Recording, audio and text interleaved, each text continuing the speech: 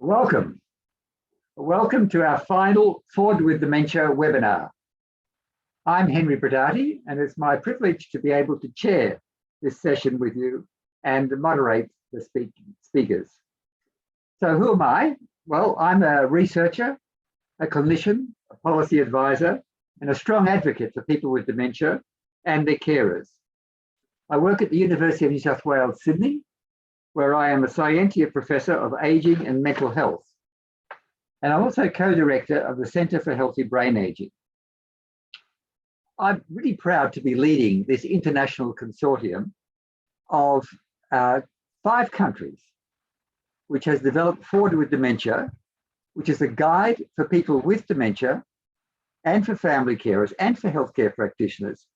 And it's focusing on the 12 months following diagnosis. I'd like to thank you all for joining this session. Research tells us that people recently diagnosed with dementia and their carers often find themselves with little information about what supports they can obtain, where they go next, how they can navigate the complex array of services. There's an absence in Australia of a care pathway following a dementia diagnosis. And it's because of this significant gap that we launched Forward with Dementia. It's a project that was called Cognizance. It was funded by the National Health and Medical Research Council and awarded by the European Union. We're working with Poland, Netherlands, United Kingdom, and Canada, and we're all working together on this. We have the website, which we're going to show you, and we have a social marketing campaign. And through the website and our campaign, we want to give guidance and easy to find relevant information and actions that people with dementia and family carers can follow after they have a diagnosis. We want to change the conversation from just giving a diagnosis without any hope, without any further actions, to a diagnosis where there is support, where there are actions, where there's compensatory strategies that can be employed. This webinar will explore the challenges and practical solutions in negotiating the Australian health and aged care systems to provide treatments and supports after a diagnosis of dementia. We've got a great panel today, and they're going to tell us about their experiences. So let me introduce you. First, William or Bill Yeates. He prefers to be called Bill. And Bill was diagnosed with dementia and has lived the experience of getting a diagnosis and what it meant to him. Just give us a wave, Bill, if you wouldn't mind. Thanks, Bill. Secondly, Dr. Stephanie Daly. Stephanie is a leading GP in dementia. She was involved in getting training in dementia diagnosis and management in the UK, and then luckily for Australia, she moved to Adelaide, where she is now, and set up her own GP dementia clinic, which must be unique in Australia. So Stephanie, if you'd like to just wave, thank you. Andrea Lee is a prominent geriatrician, Lease, and she's at the Royal Hobart Hospital. So Andrea, if you'd like to just wave as well, thank you. And Sue Tolhurst is an innovative social worker and dementia advisor in Western Sydney. And has been working in that for, I think it was some 15 years. I can't remember how many years, a lot of years that she's been doing this. As the chair, thank you and waving, thank you. So I'll be guiding us through this discussion. We have a short period of time, an hour. We're going to break this into 3 distinct chunks. By the way, the other 2 people you see on your screen, just their photos, are Lynn Phillipson, Associate Professor at University of Wollongong, and Lee Fei Low, who's a professor I'm not sure what you're a professor of there at University of Sydney, and but she's really an expert in dementia and in many aspects of it. So what we're going to do is I'm going to ask a few questions for our panelists, but then the questions will come from you, and I'd like to encourage you to use the Q&A button you'll see on the bottom of your screen, not the chat button, the Q&A button, and type in any questions. Or even if you have some comments you want to make about your experiences with getting a diagnosis and what happened to you afterwards. So to help us with these questions, write your question first, and then give us 1 or 2 sentences to give us the context, to understand why you're asking it. If you'd like a specific panelist to answer the question, mention the panelist first. So it goes name of the panelist, then the question, and then the context. We're also keen to hear from you about the solutions you found in accessing post-diagnostic support. Tell us your story. And you can do, if you're not a question, you can put that in the chat room, in the chat. And we'll try to read out a few of these things as the panelists speak. And that's where Lee Fei and Lynn will come in. They will try and curate your comments and questions. Well, the third chunk, the first chunk was the presentation. The second chunk is the questions. And the third chunk is giving you some tools that you can use immediately. So each speaker has 5 minutes to answer their scripted question. So let me first move to Bill. And as I said, Bill is a passionate consumer voice for people with dementia. And Bill, could you tell us about your experience, the moments after you received your diagnosis, and how you processed it? Thanks, Henry. I'm not embarrassed to say that when I received my diagnosis that I had younger onset Alzheimer's disease, it had a devastating effect on me. As my doctor explained to me about the nature of this incurable progressive disease, I understood that my life as I knew it was now gone. All the goals, plans, the ambitions that my wife, Nicole, and myself had set up and worked towards were now completely shattered. As the weeks turned into months, I found myself moving into a very dark space where life itself had very little purpose or meaning for me. Although I found my friends and family very supportive, I still felt completely alone. I say this because from the moment I received my diagnosis, no one could tell me what I could do. Well, how could I fight? How could I manage this disease? There was no formal support. There definitely wasn't a rehab plan. For me, there was just nothing I could grasp that would allow me to move away from the darkness that was surrounding me at this time. I think in a nutshell, I'd probably say that I didn't process my diagnosis at all well. For the first time in my life, I felt completely helpless. I definitely was scared. I didn't know what the future would hold for me and my family. In the end, through my own research, I created my own plan that I used to get my life back in order. Besides the many changes that I made in terms of my lifestyle and the introduction of non-pharmaceutical interventions, I believe the key component that flows through everything that I do on a daily basis comes from the word positivity. Even though I'll refer to this later in the webinar, positivity for me is more than just a mindset. It's not a feeling. It's basically, it's a way of life where you simply believe in yourself. You've accepted the diagnosis, you understand the limitations of it, and you're now doing everything in your life to move towards a better life. Thanks, Henry. Thanks very much, Bill. What formal supports did you receive?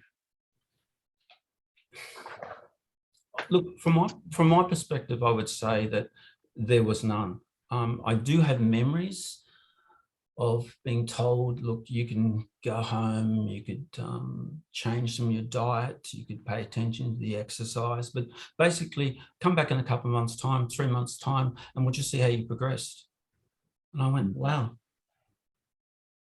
And that to me was devastating enough to get the diagnosis, then to walk away and say, there's nothing for me. How do I fight this? Yeah. And I think that to me was one of the hardest things to grasp. And that's why I've spent so much time since then trying to work out what you can do. How long ago was that, Bill? I was diagnosed in July 2019. Yeah, okay. And how you and your family process this?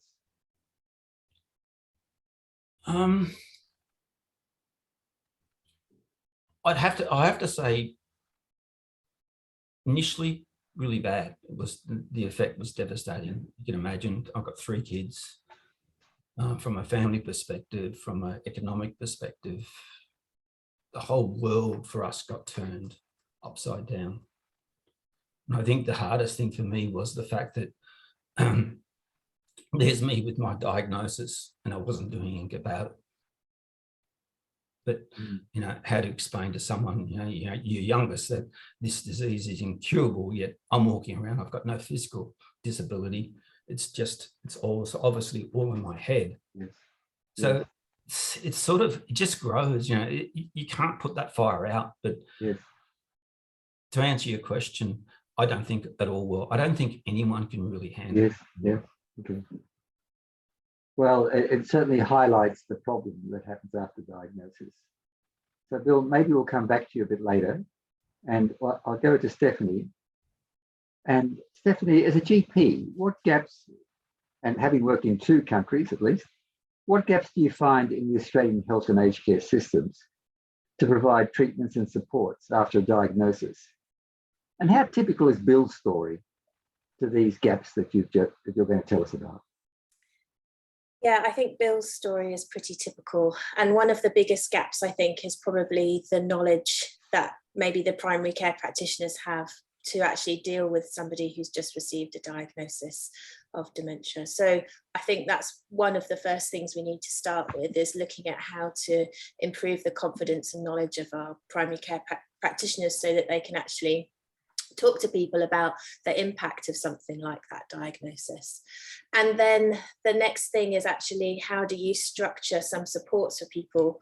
And in my own practice, I've started making sure that every person that I see has a GP management plan, and that I've worked out who in my local area might be the key supports that that person could tap into. So depending on the issues that they're experiencing, that might be a speech pathologist, or it might be a physiotherapist, or an exercise physiologist, or in, for example, Bill's case, it might have been a psychologist, because obviously the trauma of the diagnosis needs to be dealt with. And so arranging perhaps a mental health care plan for somebody is another avenue of support that you can offer. But I think finding out about your local other support agencies is also really important, and knowing where to signpost people, and just giving people time and listening is another really valuable thing. You mentioned the GP management plan. Maybe you should explain to the audience what that is. So this is what we call a chronic disease management plan. So it's for any chronic disease, but it's an opportunity where at least 4 times a year, so every 3 months, you can meet with the practice nurse and the general practitioner. It's all Medicare rebated. There's no extra fees attached to it. But it's a time when we can really look holistically at people's health and try to work out if there are things that we're missing. So you spend usually about 40 minutes with the nurse, and then about 20 minutes with the doctor, and it's every 3 months. Okay. And you can bring in other health professionals. Yeah, so the idea is to then refer to the allied health professionals. Unfortunately, you only get 5 visits a year to those allied health professionals, but you can top that up with private health. But at least it's something. And as I said, for people who are in Bill's situation, having that regular review, and again, that extra long appointment is also a real need, I think, so that people get the opportunity to talk about what's going on. Stephanie, what management plans do you use with your patients? So I've recently started a little clinic, which is with the aim of supporting people in that post-diagnostic period. But also I'm very keen to help people to go back to their GP and get these GP management plans. So what I do is I sit down and talk to people about what their needs are. There's so many things that you can do, but it's hard to talk about all of them in that first appointment. So I just pick a few and then encourage people to go back to their GP and request that they get an allied health. So it might be speech pathology. That's one of the commonest ones, because people are often experiencing word finding difficulties, and that then causes a lack of confidence, which affects mood. So I would encourage people to see a speech pathologist for some strategies so that they might become more confident with their conversation, and then that will in turn help with engaging and social engagement, which is one of the things that we know is really valuable for people. All right, thanks very much, Stephanie. I'd just like to encourage people, if you have questions for Stephanie, just put them into the Q&A. If you have comments about your experience as a person who's gone through a diagnosis or a family member, put those in the chat. That would be great. And we'll start sharing those as soon as we've heard from all of our speakers. Our third speaker is Andrea Yeates from Hobart. Andrea, as a geriatrician, tell us how you manage your patients who've been recently diagnosed with dementia. Thanks, Henry. So patients who are referred to me, the referral comes from either the GP or an inpatient referral. And so we make the diagnosis of dementia. And unlike a lot of other centres in Australia, in Hobart, we're not just a diagnostic service. We continue to manage the person throughout their journey. So it starts right from the time of diagnosis. We're there to support the person who's been diagnosed with dementia, to guide them on this journey with them. And it's definitely person-centered. We tailor the information to an individual's needs. We ask a person what information would they like and what kind of format would they like. Because obviously not everyone is okay with getting information off the internet, for instance, but on the other hand, we don't want to overload someone with a whole pile of papers. So there's quite a bit of information that we do cover, and it really depends on what stage a person is at the time I'm reviewing them in the clinic. So quite early on, after the diagnosis is made, we ask a person's permission and the permission of their carer for us to make a referral to Dementia Australia. And we're very fortunate here in Tasmania that they provide a face-to-face consultation as well as telephone call pretty much straight after they see a person in our clinic. They follow up that person within a couple of weeks and provide ongoing support. And they in turn provide professional counselling, family education sessions, information about how to access supports like My Aged Care, and they help with the registration and navigation of that process, which can be quite daunting. Also in my clinic, I talk about managing symptoms. Everyone has different symptoms they need to address, and like Stephanie mentioned about perhaps some people need a bit more emotional support and therefore referral to a psychologist. So we recommend in our letter to the GP that they do consider making a chronic disease management plan for that person. If a person's a little bit more advanced on their journey and having behavioural and psychological symptoms of dementia, we would give the carers information about Dementia Support Australia for older persons' mental health services. Right from the start, we talk about treatment options as well. So how to maintain and improve cognition, as well as the medication that is available that geriatricians and neurologists can prescribe. We also talk about care planning right from the start, because we like people to be proactive with making decisions about who they want their person responsible to be for, making decisions about finances and accommodation if they're not able to make those decisions down the track. We also talk about driving quite early on.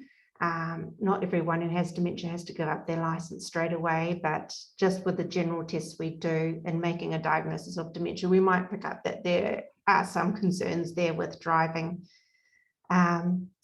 We also provide more information to carers to support them. So giving them information about Carer Gateway, who also in turn provide education sessions and support for family members and advice about planned respite, emergency respite. Some families might be asking us questions about referral for genetic services, but that's not the vast majority of cases. People like to know where they can get more information. So as I said, Dementia Australia, but also Forward with Dementia have some good websites. My Dementia Companion's another one that has a very good site for people living with dementia as well. And that sort of links into all these other websites as well, like Dementia Australia and Forward with Dementia. And there's also through the UTAS, so that's the University of Tasmania Wicking Institute, they've got a massive online course in dementia. And that's good for carers to also, that's free to go on. It is about 1 hour a week for 9 weeks to do that. People also ask us about dementia trials too, but we don't have that many going on here in Tasmania. They're more on the mainland, but people can access that site through Dementia Australia and see what they might be available and suitable for them to participate in. And then I tend to just keep following up my patients every 4 to 6 months. Once again, it's tailored to the individual's needs. So, I mean, with somebody like Bill, if Bill had come to see you, what would you have arranged for him? Well, I would ask Bill straight off what he would like arranged. It sounds like he needed a bit more support than Yes, he did get, unfortunately. Yeah. Okay. And with the Forward with Dementia resources, how does this fit into your plan of action? Well, I quite like the one in particular that for the person living with dementia, it's got a whole list of questions, and they can read those different questions to see what's important to them at this point in time that they'd like to take to their healthcare professional and ask questions about. There's an awful lot of questions there. So it's important to pick what's important at this particular point in time. Thanks, Sue. Just to, sorry, Andrea, we're coming to Sue in a moment. Just to remind people, forwardwithdementia.org.au is the website we're talking about. And within that, there are 3 portals, one for people with dementia, one for family carers, and one for healthcare practitioners. And anyone can go to any portal, there's no barrier. So you can look at whatever you wish to. So and it's good that it's free. It is free, yeah. And if you, thank you very much. If you remember to put your questions in the Q&A and any comments about your experiences in the chat. If I could come to Sue Tolhurst, the social worker. So as a social worker and dementia advisor, what else can we do about supporting people with dementia and their families with the diagnosis and what happens after? Thank you, Henry. I guess the 2 most common things that I hear from people with dementia and their carers about receiving a diagnosis is that they either get not enough information or they get far too much information. And I think it's probably hard to balance that. And I think that what Andrea and Stephanie were saying, they're wonderful doctors. I'd like to go to them. Listening and seeing what that person needs is really, really important. And also making sure that they have access, they know how to access information and support when it's needed before they come back in 3 months. So poor old Bill, he's got 3 months to sit and think about it before even knowing where to go. So I think it's really important people know how to access that information. A lot of it's already been talked about. I think for people who are comfortable with the internet, Forward with Dementia is a really great option, looking at strategies for those very early stages when you first get your diagnosis and planning for the future. And I think that's a great website. Dementia Australia doesn't offer all the things that they do in Hobart everywhere. Unfortunately, it sounds like it's very good down there, but they do offer a lot. And if you're good on the internet, their website has lots of really useful information. There's help sheets on all sorts of topics related to dementia and different types of dementia. So it's good for people to know that they can access that. But they also have a helpline for people who are not comfortable with going onto the internet. So you can ring them up and talk to them. They can send out the help sheets, or they can refer you on to their counselling services or some of the other programs that they have, their carer support. They have a very good early intervention program called Living with Dementia. So My clients that have done that program say that it is excellent. It's a really good starting point. Not only does it give you a lot of information about dementia and strategies for planning and living well with dementia, it also helps you connect with other people, which I think is really valuable. I was going to mention the University of Tasmania a massive online course as well, because I think that is a lot of people find that really useful when they want to know more about the nitty-gritty of what's happening. Some people don't really want to know what's going on in their brain, but other people want to know the more detail, and I think that that's very useful. The other thing I think is really important is to get to know what your local services are. And this is really difficult to talk about in a forum like this because the services are so different depending on where you live. So I think that if you find out what's available locally, there may be a dementia advisor like myself or a dementia CNC who can be a key person in linking you in with services. If you're lucky enough to have a dementia cafe somewhere in your area, I really encourage people to go along to that. That is a great first step in accessing services because it's quite informal, but you get to know other people that are also living with dementia and sharing their strategy with you, and you get to have that interface with the person that's facilitating the group, a healthcare professional who can help you with referrals onto other services, who can help you with information about what's happening. I find the people that come to our dementia cafes say that it's good that they don't have to think, when something changes, they don't have to sit back and try to work out who do I ring, who do I contact about this? They can just turn up at the cafe and ask a question. So finding out what's available in that sort of way. There might be peer support groups or cognitive stimulation programs in your area.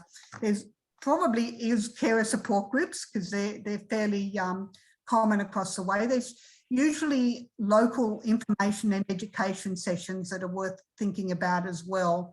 I know that one of our geriatricians regularly prescribes day programs for people when they get diagnosed, because a day program provides that cognitive stimulation and physical activity for people with dementia, and it's often a good way to keep them active and engaged.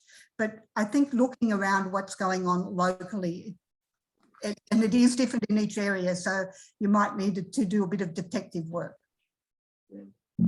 So how do people find a dementia advisor? Are they in every area? It's very hard. Well, dementia advisors, like the role I have, are really only in New South Wales. So it did originally develop as a state program and was taken over by the Commonwealth. But there would be something similar in other areas. They just might not be called that. So it could be a dementia CNC. Hopefully, I don't know. We could not use acronyms because somebody asked what an OT was. Yeah, and, a clinical nurse consultant in the community that focuses on dementia. So there might be one of those. If the GPs don't know where they are, they may. I know in our area we have a health pathway. That information is on the health pathway, but you can sometimes get it from your local hospitals. Will sometimes know. Most councils have aged care workers that would be able to put you in touch with somebody who would be running carer support groups or who might be a dementia advisor.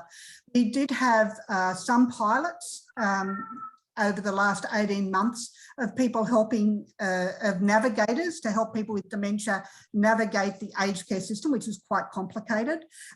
Those pilots have come to an end, but I do understand that the primary health networks are going to be having care finders coming on board probably as soon as January. So that will be an easy, at least we'll have one place to go to find out where they are. Yeah.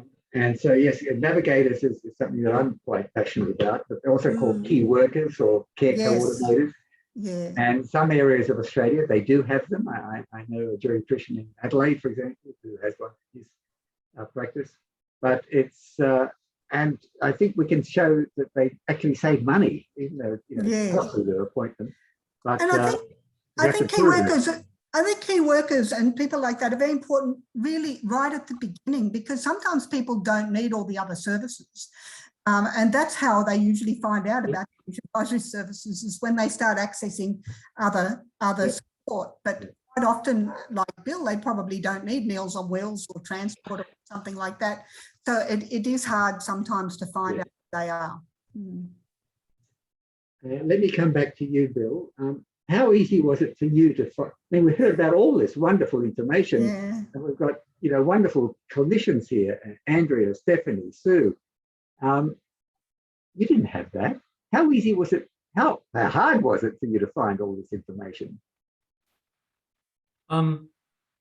After being diagnosed, I spent a lot of time on the internet, and the internet is full of lots and lots of information about the nature of Alzheimer's disease and dementia.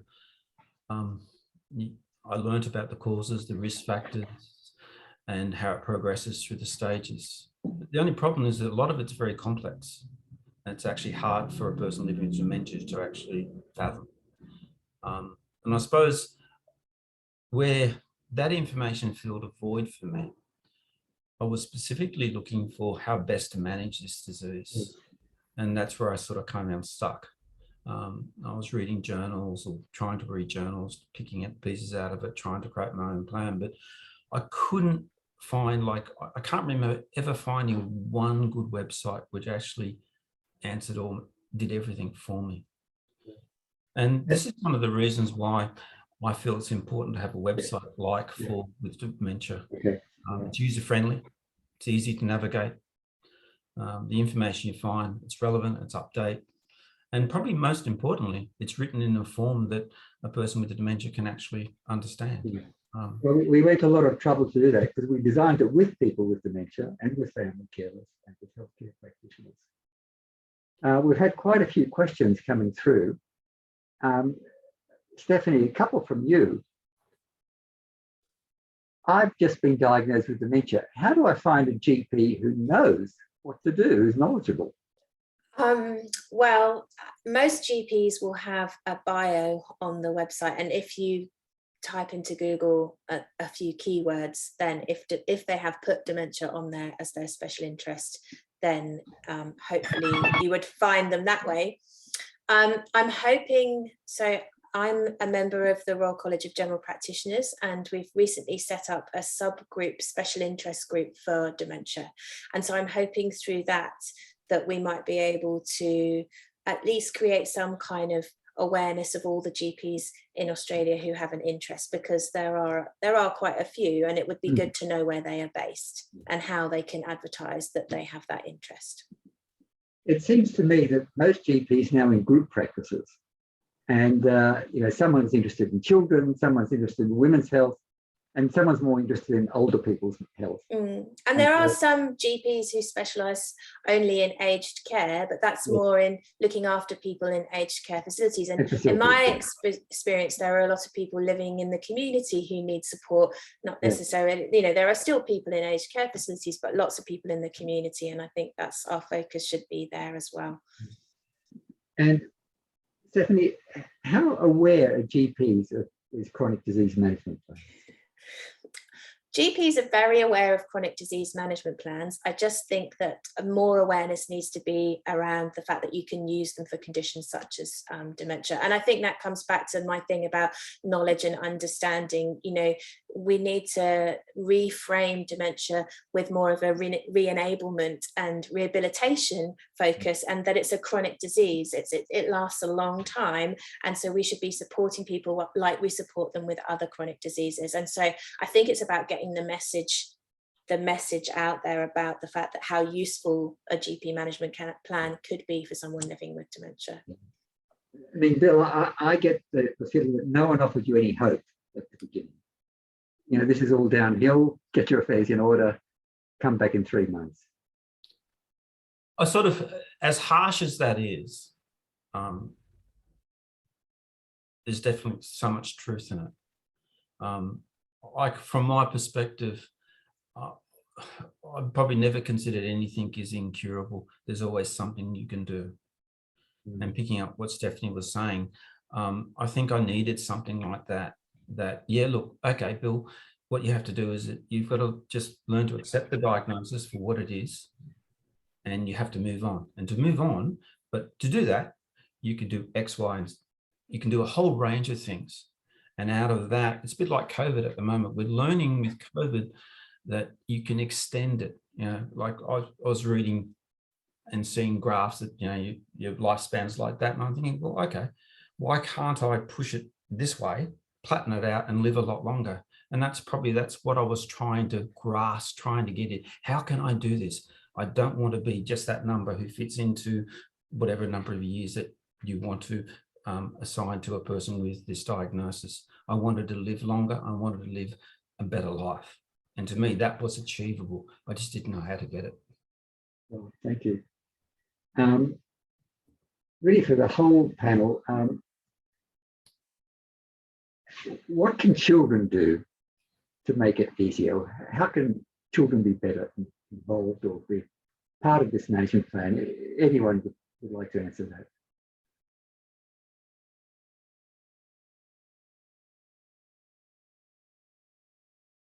So, Sue, you want to have a go? That's a very tricky question, I guess. I think the thing with children is that they often take their cues from the adults around them. So I would say if you encourage children to continue to engage with the person that has dementia, it doesn't really matter how advanced the dementia is, as long as they've got something in common. So in the early stages, it might be as much as playing ball games or going for walks on the beach or whatever else. As the dementia progresses, there's still things that they can do in common, like perhaps reading books or listening to music. I think it's important. The strategy is to find something where they can engage, and it doesn't have to be complicated. It can be just, you know, helping them with their homework or sitting there while they're doing their homework or looking through photos or reminiscing about, telling them about the good old days. I think the biggest block is usually the people around them that don't want to upset the person, don't want to upset the children. But I think bringing them together is great and really help. And what I find, because I also do assessments of people with dementia, I ran a memory clinic for 30 years, is often they say, I don't want to bother their children, they're very busy. And children are actually excluded from, yeah. I was actually thinking about young children when you're talking that. If you're talking about adult children. Adult children, yes. Yes. I think the biggest block with adult children is people not wanting to be a burden. That's right, yes. And it's quite the opposite, because adult children want to help. And Yes. it's more frustrating for them to be blocked out and to not be able to be participating in what's happening. They don't feel like it's a burden at all. Most adult children I come across really want to be engaged. Yes. Okay. There's some fantastic comments coming in the chat box and also in the Q&A. With a lot of resources. There's some about guidelines for dementia that were, I think, 2016, I think they were developed, led by a group from South Australia, Kate Laver. And there's also a companion guide for consumers about the clinical guidelines. So that's really important. Now, Andrea, there was a question for you about, let me just find it. It was about a regional, what's this?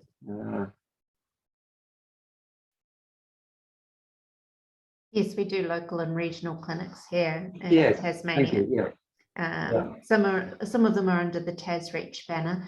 So we've got a few geriatricians who go up to 2 or so hours away from Hobart City to other areas. And I think it's very good for face-to-face. I mean, during COVID, we're a little bit more limited. There was still video conferencing, which I think the majority of us as geriatricians found quite challenging with our patients. We're much better with face-to-face, which we now resumed. Every state has a different system.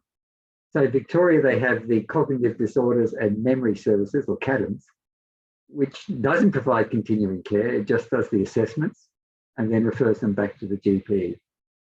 In New South Wales, we don't have any particular system. It's just there are memory clinics around the place, and there are private clinicians who are interested. And there's also this debate about whether people should see a specialist. So I don't know, Stephanie, would you like to comment on that? I guess I can only speak from my personal experience, but in the UK, I was part of a programme that upskilled general practitioners to be able to make the diagnosis and also provide follow-up in a clinic setting within a general practice.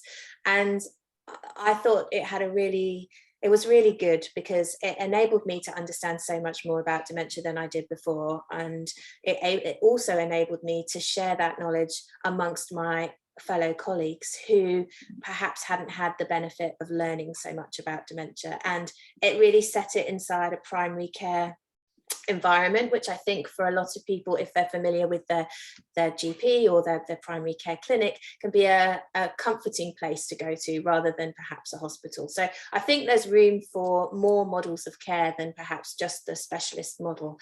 And I think that would also help to increase the awareness and knowledge amongst the primary care practitioners as well. I worked alongside a nurse, I didn't work on my own, and I worked alongside about 30 other general practitioners. So we had a real peer-led group. Yeah. Okay. One of the questions has been about the digital divide. I mean, Bill is obviously tech savvy and was able to do a lot of searches. We've developed a website. You have to be able to use the computer and go onto the website. So how are we going to reach people who aren't able to use this, particularly people who are older and might find it very difficult? I did mention before that Dementia Australia has a helpline that you can ring and speak to them. They can send you out information, so send you out help sheets or other information in written form that can make it easy for people. Yes. During COVID, when everything was locked down, our service did a lot of stuff online, but we recognise a lot of people couldn't access that. So there was a lot of, check-in phone calls every few months. Whenever I sent out an email, I'd copy the email onto a text and send people these really, really long texts if they had mobile phones. But again, some people don't even have mobile phones. So I think we have to go back and actually still use mail and still have paper information for a lot of our clients. Thank you. And importantly, talking to them. So, Bill, a lot of comments have come in saying how much they appreciate your honesty and your courage in really talking about yourself and your feelings and how that's happened. And, wondering what sort of questions you asked yourself once you got that diagnosis about the future.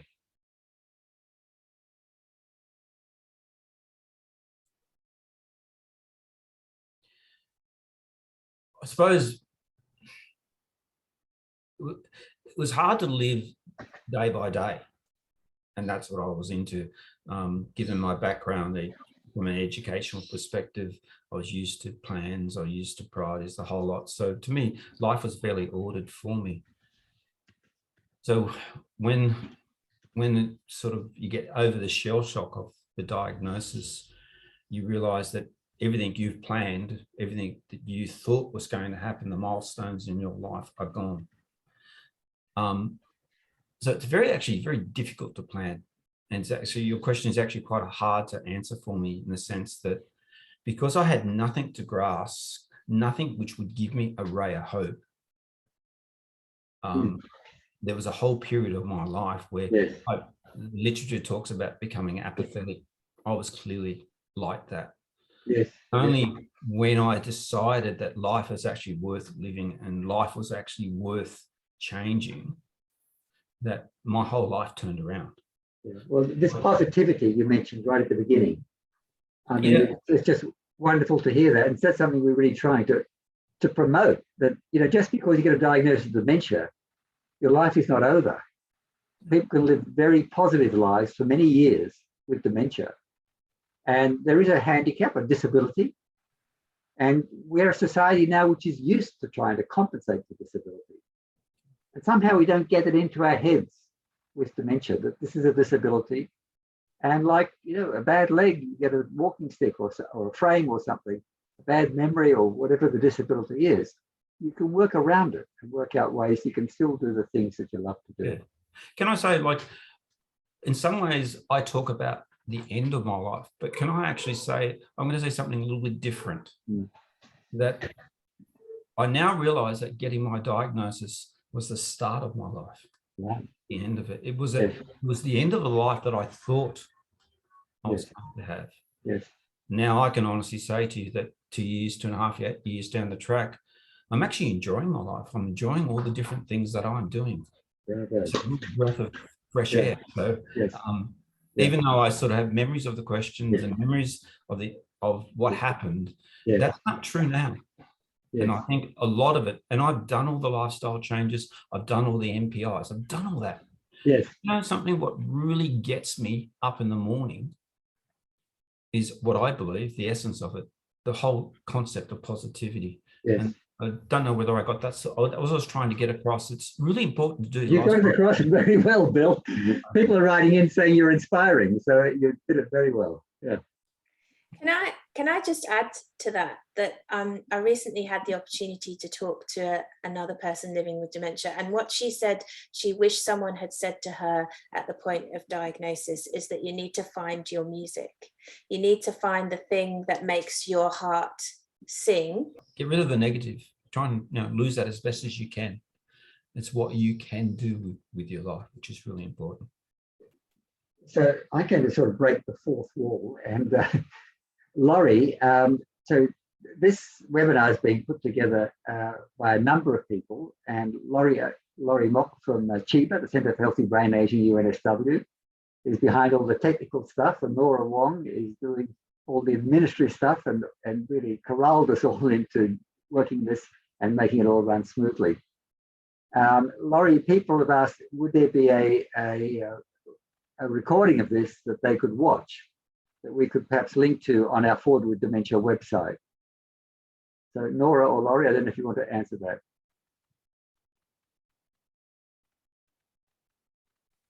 Henry, we'll send everyone. Hi, everyone. I'm coming out of behind the wall. Yeah, we'll send everyone a link to a recording, and it'll be on the website as well. And while you're there, Lee Fay, maybe you could tell our audience what are some of the positive things people can link to.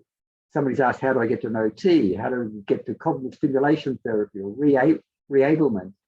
Just a quick burst on that.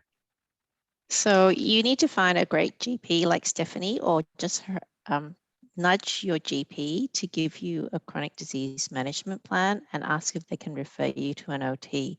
I think there was some some mention in the chat about support groups. So going to your local support group, your local dementia advisor, and asking for an OT recommendation is also a good way of doing that. So referral to allied health, OT, speech pathology, physiotherapy, exercise physiology. You can, ask your GP for the chronic disease management plan, and then your dementia advisor support group might be able to give you the name of a good OT or whatever it is. I think brain training and cognitive stimulation therapy is a bit trickier to get, and you'll have to Google and find it because that's harder to access. You can try some of the kind of online computerized brain training that you self-direct, but the evidence for those isn't as good as a program that's kind of supervised by a neuropsychologist. So, but if there's nothing in your area, then certainly some people with dementia will use those online kind of brain training games as well. Thanks, Lisa.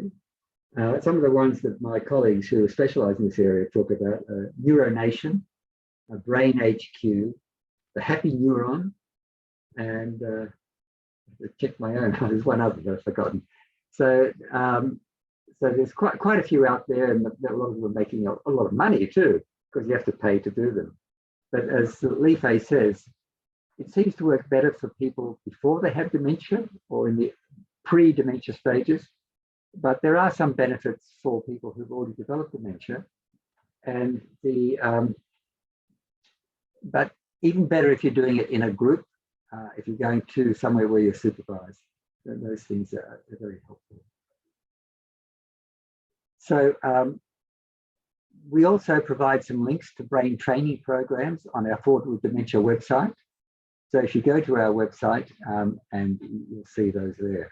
And also on our website, we provide practical advice about how you can access some of these services that Lee Fei's just told us about.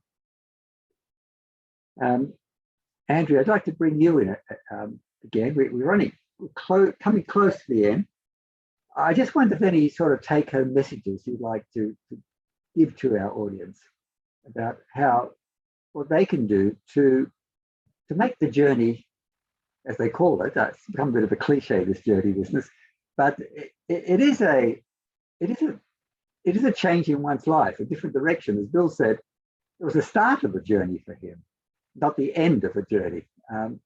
But what things would you be recommending, or do you recommend to people you see about how to make this a positive as possible a life for them? I think a lot of good things have already been said. Yes. I think the best positives I see are in my patients who are well supported by family. Yeah. I mean, really cling to the happiness. One of the common questions I get from people once I've given them a diagnosis is, well, I'm not going to tell anybody. I'm going to keep it a secret. And I just wonder what you as a panel think about handling it in that way. Do you think it's better to avoid stigma? Or do you think it's better to be open and try and get people to support you? Maybe we'll start with Bill. How did you handle it? Did you let people know? It took me a while. It took me probably 9 months before I told anyone. My family knew. Yes. But it really took me a long while. And I think I was afraid how people would react to me. And for me, I learned in that time that there is a lot of stigma attached to dementia. It's not understood. And I was really afraid of losing contact with everyone. So I kept it to myself. And then when I felt that I'd worked out how I was going to approach my management of this disease, I got to a point I could actually tell someone. So because I wanted to be able to say to someone, look, I'm going to fight this disease. Yes. In those 9 months, I couldn't do that. It was like, why putting up my hand to be a victim? No, I don't like that. And that's probably the reasons that were underlying as to why I couldn't tell anyone. Thanks. And Sue, what do you tell people when they ask you that question? I guess it's up to people themselves whether they want to share it or not, but I think the stigma, it's very real. And that's why I do encourage people to go along to dementia cafes or carer support groups, peer support groups, to meet other people in a similar situation, because it becomes more normal. And as you get to meet more people other people that have got dementia, they get to realise other people don't have two heads either. They feel a little bit more comfortable about talking about it. First of all, comfortable talking about it within that group, but then out of that group as well. So I think the important thing is about trying to recognise it. I think, was it Stephanie was saying, it's a disability. Was it a Stephanie one? I can't remember. It is a disability, and a lot of people have disabilities. It's, when you get to be in your 60s and 70s, it's about half the population have a disability. So it's something we have to work on. But I think that for me, what tends to work is to meet other people and to be more comfortable in that safe environment, and then move on from there. There's also a virtual self-support group for people with dementia. It's called Dementia Alliance International, and people can access that. They just Google it and they'll find it. And it's by people with dementia for people with dementia. And we recommend it as a support program as well. Yeah, I think a lot of the stigma comes from people thinking, when they think of dementia, they think of very advanced dementia. And I guess that as we get better at diagnosing dementia, people are being diagnosed very, very, very early. So it's quite a different picture, but that's what people have in their mind. And I think the more people are willing to talk about it, people like Bill are willing to share their experiences, people do realise that it is not all that advanced stage. That's a tiny bit at the end. Thank you.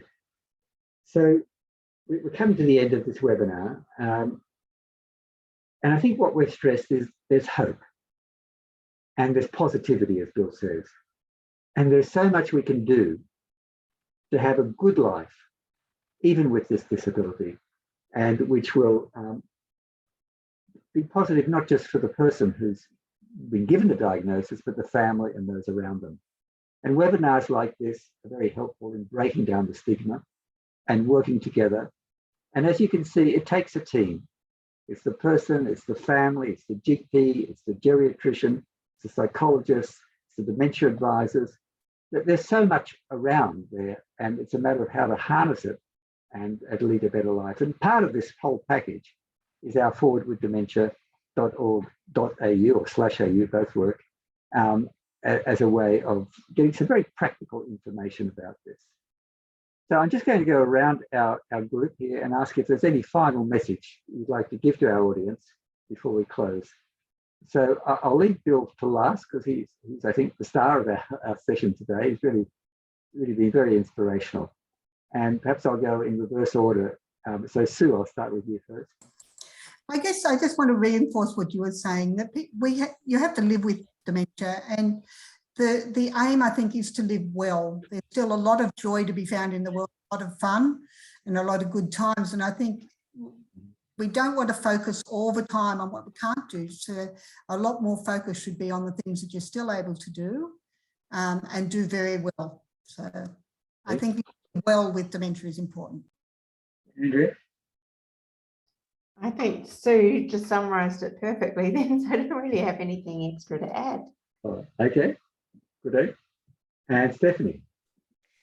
I guess what I'd say is if probably you could teach your GP something about dementia, and that would be a good thing. And most GPs are receptive to learning new things. They just don't know how to go about it. So I think working alongside each other and learning from each other, if we don't have the knowledge, we can learn together, would be my thing. Use the supports around you, and let's improve the education amongst all of the health professionals, because I think that's a fantastic suggestion, Stephanie. In fact, when we started Alzheimer's Association, we actually made up kits for patients to educate the GP. This was back in 1982.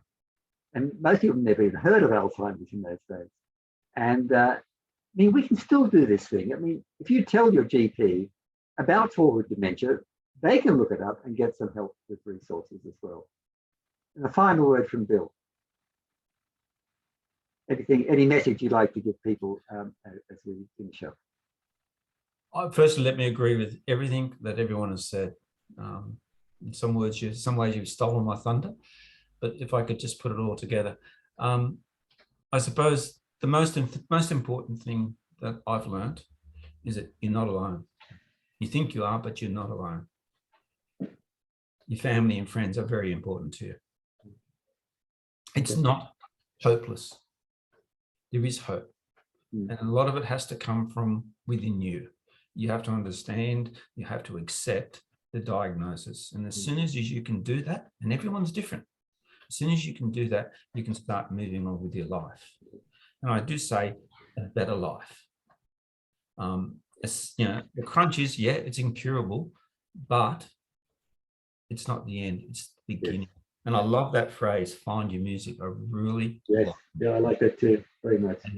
Yeah. If I could steal that from you, Stephanie, and simply say, look, that is such a great phrase to have. Find your music. Yeah, I stole it from someone else, but you can steal it. But it's so good. A really inspiring person told me. So, yeah.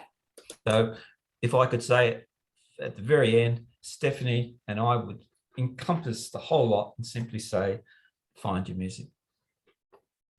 Well, thank you, everybody. I'd like to thank you, the audience, for being part of this webinar. And as Li-Fei said, we will make this available, and we'll be sending anyone who's registered an email with information about that.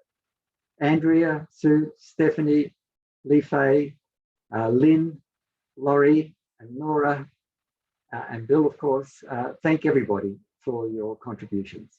I wish you a good evening, and hope we stay safe. Thanks. Bye-bye. Thank you.